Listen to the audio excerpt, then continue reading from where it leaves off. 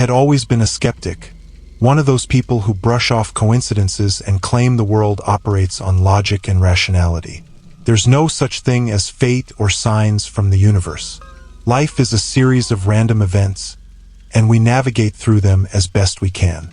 I lived by that belief for most of my life until last year when something happened that I still struggle to explain. It all started in the summer, just after I moved into a new apartment. It wasn't anything special, just a small one-bedroom place in a nondescript building downtown, the kind of apartment you rent when you're in transition, not planning on staying long. It suited me perfectly. My life was a little unsettled at the time. I had just started a new job and was adjusting to living alone after a recent breakup. The apartment was quiet, private, and gave me the space I needed to think. I've always enjoyed my alone time. The silence helped me unwind after long, stressful days at work. I would come home, pour myself a drink, and stare out the large window that overlooked the street below. There wasn't much of a view, just a busy intersection, a convenience store, and rows of other apartment buildings. But it was enough to make me feel connected to the world, even from the privacy of my own space. One evening, I was standing by the window, sipping a glass of whiskey as I watched people shuffle along the sidewalks below. It was just before dusk, that time of day when the sun dips low and the streetlights start to flicker on. I remember it vividly, though I wish I didn't, because that was the night I first saw him. At first, I didn't pay him much attention. He was just another person passing by on the sidewalk, walking alone. But as I watched, something about him caught my eye. He wasn't dressed like the other pedestrians. His clothes were dated, almost vintage, like he had stepped out of a different era. A long brown trench coat, a faded hat, and worn-out shoes. It was odd, but not entirely out of place in a city where people express themselves in all sorts of ways. Still, there was something about the way he moved that felt off. He wasn't walking with the same hurried purpose as the others. Instead, he seemed to be moving slowly, deliberately, as if he had all the time in the world. I watched him for a moment longer, then turned away, thinking nothing of it. But when I glanced back a few seconds later, he had stopped. He was standing on the sidewalk, directly across from my window, staring up at me. I froze, the glass of whiskey halfway to my lips. The man wasn't close enough for me to make out his face, but I could tell his gaze was fixed squarely on me. I tried to brush it off as a coincidence. Maybe he was looking at something else, or perhaps he was lost in thought. But no, he wasn't just staring in my direction, he was staring at me. A chill ran down my spine. I quickly moved away from the window out of sight. I didn't know why, but something about his gaze unnerved me. It made me feel exposed in a way I couldn't explain. For a moment, I stood there, hidden behind the wall, listening to the faint hum of the city outside. My heart was pounding in my chest, my mind racing with irrational thoughts. It's nothing, I told myself, just a strange guy on the street. You're overreacting. After a few minutes, I gathered the courage to peek out the window again. The man was gone. The street looked normal, just the usual traffic and pedestrians moving along as if nothing had happened. I let out a sigh of relief, feeling silly for letting myself get worked up over nothing. That night, I went to bed and put the incident out of my mind. The next morning, I had almost forgotten about it. Life moved on as usual: work, errands, the usual routine. For a few days, everything was fine. But then it happened again. It was a Friday evening, and I was home early from work, planning to unwind for the weekend. As I passed by the window on my way to the kitchen, something made me stop. There, standing in the exact same spot across the street, was the man in the trench coat. He was staring up at my window again. This time, I felt a wave of anger more than fear. Who was this guy? What was his deal? Was he some kind of stalker? I wasn't going to let some stranger intimidate me in my own home. I opened the window and leaned out, ready to shout down at him to tell him to get lost. But before I could say a word, he turned and walked away. I watched as he disappeared down the street, his figure blending into the growing shadows of the evening. I stood there for a moment, my heart racing, feeling a strange mix of relief and frustration. I didn't understand what was happening, but I wasn't going to let it get to me. I closed the window and tried to go about my evening, though I couldn't shake the uneasy feeling that something wasn't right.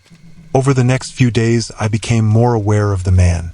He wasn't always there, but every now and then, I'd catch sight of him across the street, just standing, staring up at my window. Sometimes he'd be there for a few minutes, sometimes longer. I never saw him approach the building or interact with anyone else. It was like he existed solely to watch me. I thought about calling the police, but what could I tell them? A man in an old trench coat was staring at my window?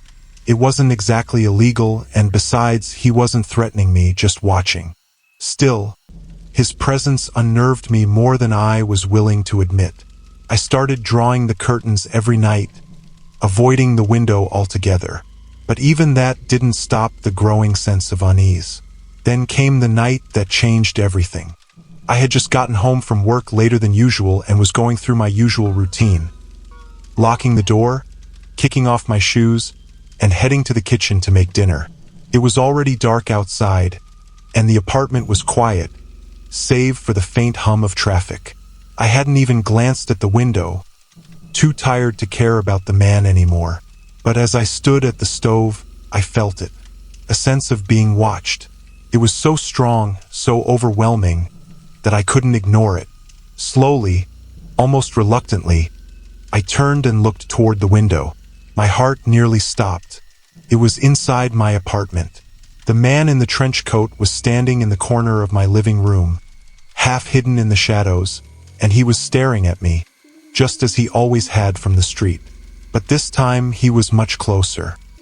His face was still obscured, but I could make out more details now. The deep lines etched into his skin, the hollow look in his eyes.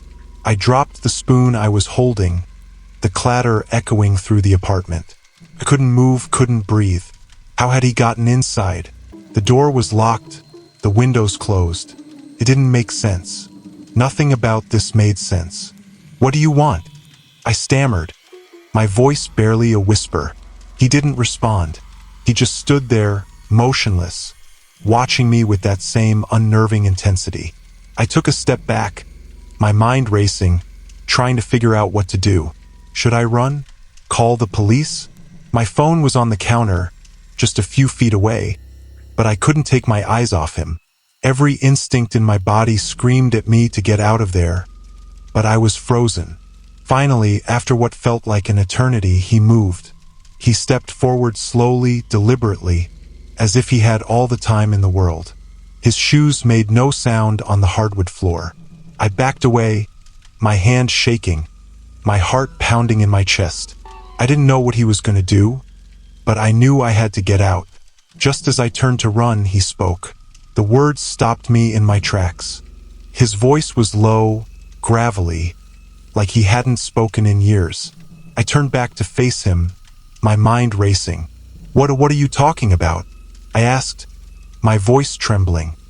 He took another step forward, his face still partially obscured by the shadows. I could see his eyes now, dark, sunken, full of sorrow. "She didn't deserve it," he whispered. "I didn't mean for it to happen." I had no idea what he was talking about. My fear was quickly being replaced by confusion. Who was he? What was he talking about? I searched my memory, trying to think of any connection I could possibly have to this man, but I came up blank. "I don't know who you are," I said, my voice shaky but firm. "You need to leave." He didn't move. He just stood there, his gaze never wavering. Then, slowly, he reached into the pocket of his trench coat and pulled out a small, folded piece of paper. He held it out toward me, his hand trembling slightly. "Take it," he said, his voice barely a whisper. I hesitated for a moment, then slowly reached out and took the paper from him. It was old, yellowed with age, and as I unfolded it, I saw a photograph. It was a picture of a woman, young, with dark hair and bright eyes. She was smiling, but there was something sad about the way she looked at the camera, like she was carrying the weight of the world on her shoulders. "I don't recognize her," I said, my voice barely above a whisper. "She was everything to me," the man said, his voice breaking. "But I couldn't save her." I looked up at him, my mind spinning. "Who is she?" He didn't answer. Instead, he turned and walked toward the door. His footsteps barely made a sound. I watched as he opened it and stepped out into the hallway, disappearing into the darkness without another word. I stood there for a long time, the photograph still in my hand. My mind raced with questions. Who was the woman in the picture, and what had happened to her that night? I didn't sleep. I stayed up, staring at the photograph, trying to make sense of everything that had happened. The next day, I took the picture to the police, hoping they could help me identify the woman or the man who had been in my apartment. But when they looked at the security footage from my building, there was no sign of the man, no record of him entering or leaving the apartment. It was as if he had never been there at all. To this day, I still don't know who the man was or what he wanted. But every now and then, I look at the photograph of the woman, and I wonder, what happened to her? And I wonder if somewhere out there he's still watching.